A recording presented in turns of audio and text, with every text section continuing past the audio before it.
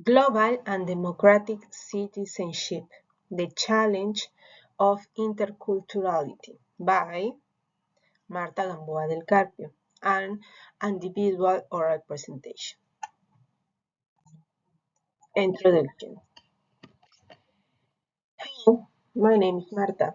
Today I will talk about global and democratic citizenship, focusing on interculturality. Presentation my agenda. This presentation has 3 parts. First, I will explain the problem of interculturality in global society. Second, I will share my personal opinion about this problem. Finally, I will present my ideas to help solve the problem. A problem: interculturality in globalization. In the world today, many people from different cultures live and work together. This is called interculturality. But sometimes people don't understand or respect other cultures. This can cause problems like discrimination, racism, and exclusions. In schools, at work, or the internet, we see people who are different treated unfairly. This is a big problem in a global world. It is important to have cultural awareness and respect difference because we live in a connected world.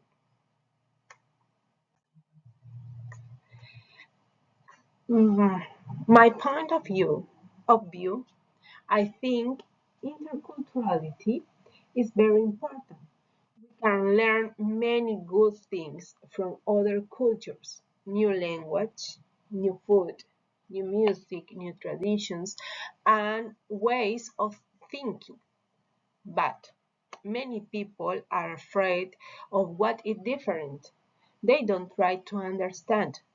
That is why we need education and communication. I believe that being a global citizen means accepting others and working together in peace. Contributions.